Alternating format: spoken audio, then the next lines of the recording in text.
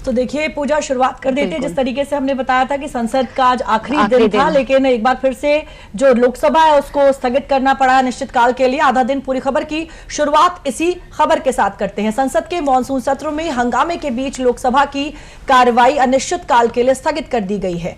तय शेड्यूल के मुताबिक आज ही सत्र का आखिरी दिन था, लेकिन आमतौर पर कार्रवाई शाम तक चलती है, लेकिन समय से पहले ही इसे स्थगित कर दिया गया। आज इस मॉनसून सत्र के आखिरी दिन पीएम मोदी और अमित शाह भी सदन में मौजूद थे।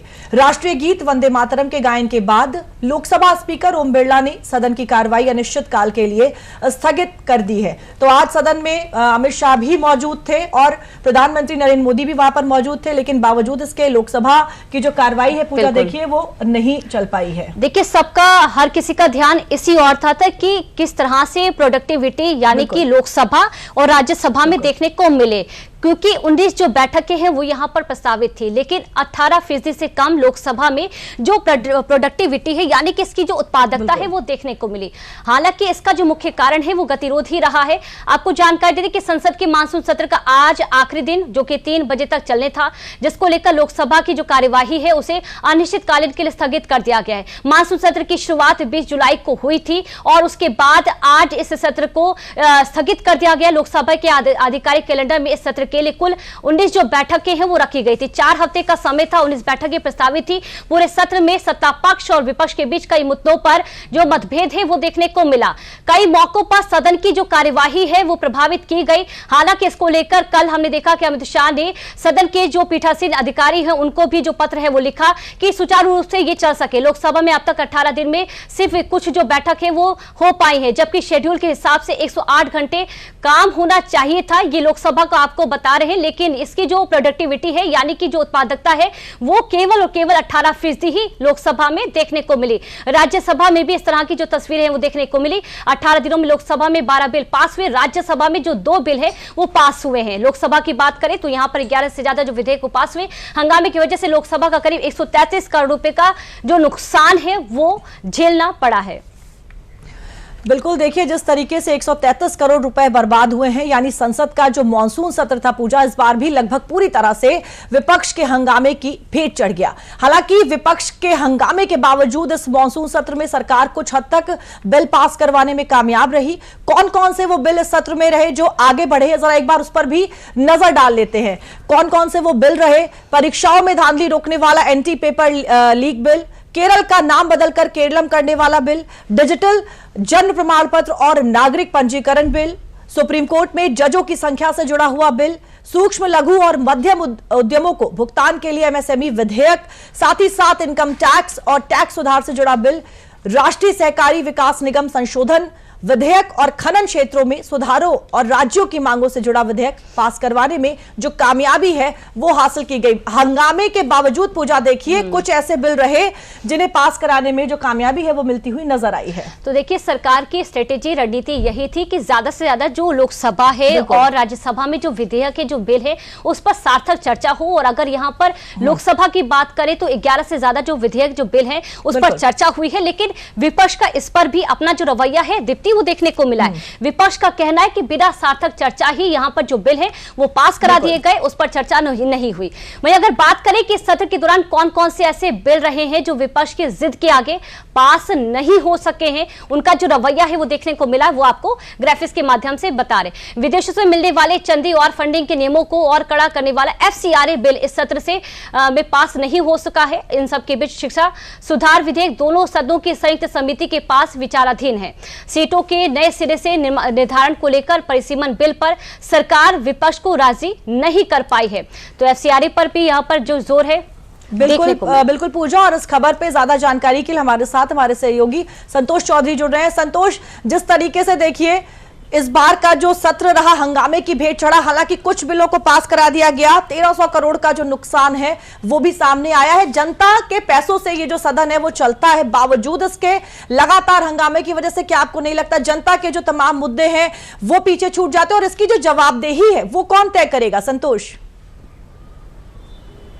बिल्कुल सही कहा दीप्ति, इसकी जवाबदेही कौन तय करेगा? और ये जो मानसून सत्र रहा है वो बिल्कुल शोर शराबे हंगामे के बीच कहा जा सकता है कि समाप्त हुआ है। 20 जुलाई से अगर 13 अगस्त आज तक की बात करें तो लगभग 24 दिन होते हैं और प्रतिदिन हर दिन 9 करोड़ रुपए संसद चलाने में खर्च होता है। अगर 24 से 9 को हम गुणा करते हैं तो लगभग 216 करोड़ रुपए अब तक देश का पैसा, लोगों का पैसा, जनता का पैसा बर्बाद हुआ है। कई बड़े बिल पास हुए लेकिन संसद का मकसद सिर्फ बिल पास करना नहीं है। संसद में यह भी होता है कि चर्चा हो, बहस हो, हर बिल पर कहा जा सकता है चर्चा होनी चाहिए। कई ऐसे बिल रहे जो सिर्फ 2 मिनट में बिल पास किए गए हैं। तो ये जो विपक्ष का रवैया रहा, जो मनमाना रवैया रहा है, और विपक्ष शुरुआत से ही 2 बड़े मुद्दों पे कहा जा सकता है पूरे संसद को घेरता रहा है। एक तो सबसे बड़ा जो प्रोटेस्ट को लेकर रहा कि जो छात्रों पर लाठीचार्ज या फिर जो पैलेट गन को लेकर, दूसरा राम मंदिर में जो चढ़ावा चोरी को लेकर। लेकिन लगातार सरकार कह रही थी कि हम बात करने के लिए तैयार है, चर्चा करने के लिए तैयार है। कल ही केंद्रीय गृह मंत्री अमित शाह ने कहा कि कल 3 बजे से लेकर आज 3 बजे तक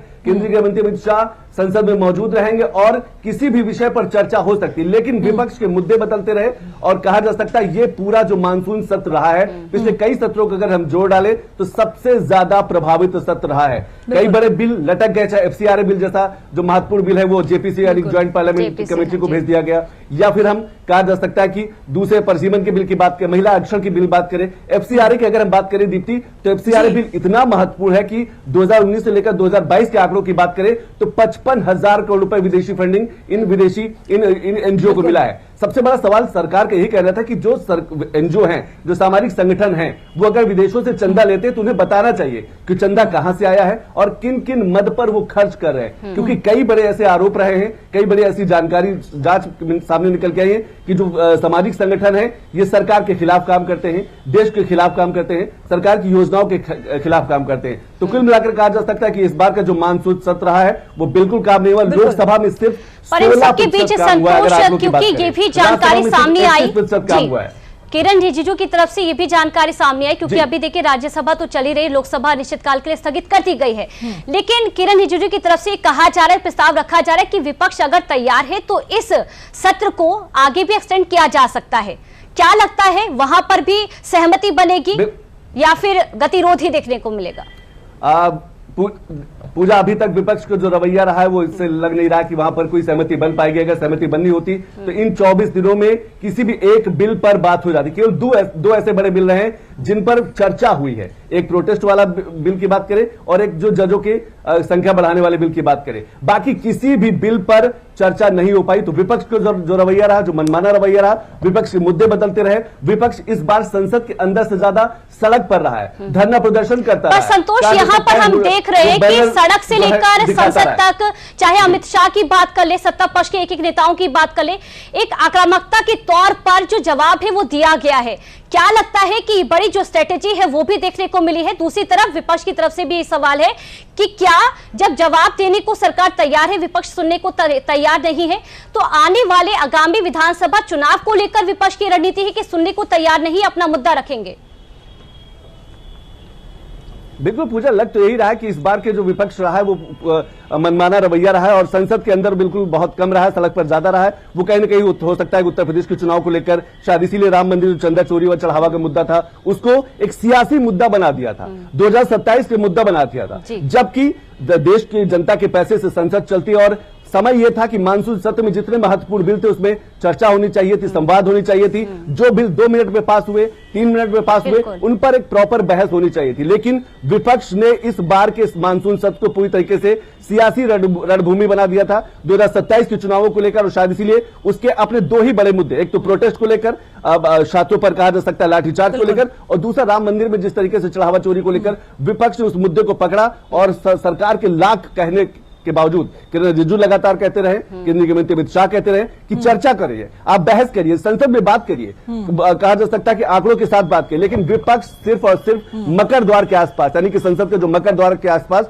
वहीं पर वो धरना प्रदर्शन करता रहा, वहीं पर होर्डिंग लहराता रहा, वहीं पर नारेबाजी होती रही और आज भी वही नजारा देखने को मिला। संतोष, जिस तरीके से इस बार हमने पूरा मानसून सत्र देखा, क्या ये भी कह सकते हैं कि विपक्ष जो है जानबूझकर विपक्ष ने ये नैरेटिव भी बनाने की कोशिश की? क्योंकि एक तरफ तो कहता रहा कि चर्चा करेंगे, लेकिन जब चर्चा करने के लिए उनको बोला गया तो वो चर्चा से पीछे हट गए। तो क्या ये नैरेटिव भी बनाने की कोशिश की गई कि सरकार जो है वो बातचीत करने के लिए तैयार नहीं है?